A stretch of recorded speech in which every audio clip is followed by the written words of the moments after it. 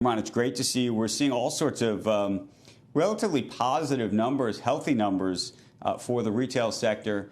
Some companies blowing through expectations, I should say, in a very positive way. What are you seeing? Yeah, hi Andrew. Thanks for having me. So we are seeing that what consumers are buying, the mix has been shifting. So for example, if you look at home category, we are seeing very strong growth. Our home category sales are up 150% from Q1. So if you look at our business, 18% of our sales are now home versus 8% in pre-COVID.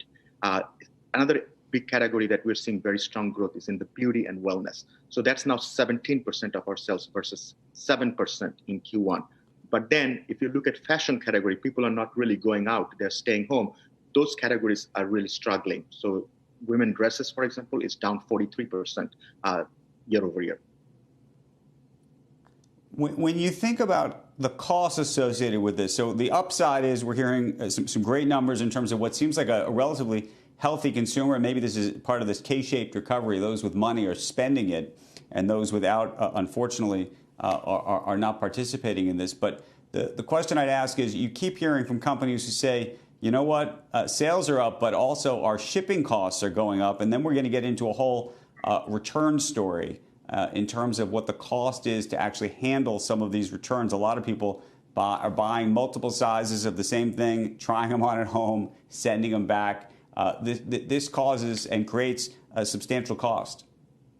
So, good question. I think if you look at the return cost is actually down because people are buying more product for their home and product for their beauty and wellness. People are actually not returning those products very much.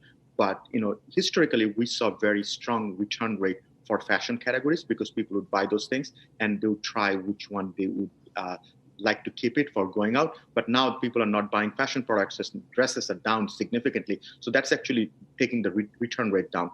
Shipping cost, yeah, we are seeing shipping cost going up. And during the holiday, shipping cost usually goes up. We see surcharge, and obviously all of our shipping partners are fairly stretched. That's a challenge that we're trying to keep navigating. When you look out over the next 12 months in terms of the mix of what you intend to sell, you got to make a little bit of a bet, I imagine.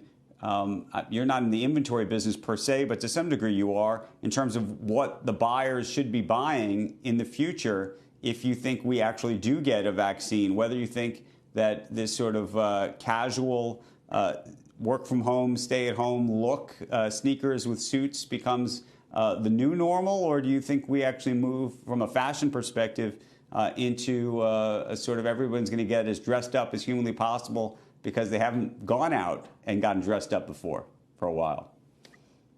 So first of all, I think what we're trying to be an aggregator for all direct-to-consumer independent brand and independent retailers. So we want to have as broad a selection as possible. If you look at even our selection has grown like 10x year over year, and I expect to continue. But in terms of answering your questions, I think humans are social animal. People will go out and meet other people, but either we're going to go back and being 100% how the world was. Probably not. That's going to happen. I think it's a fundamental crisis that changed all of us.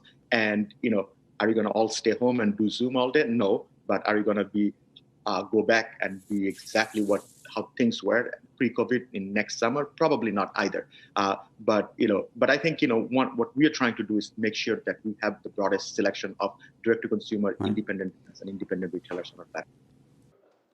Shepard Smith here. Thanks for watching CNBC on YouTube.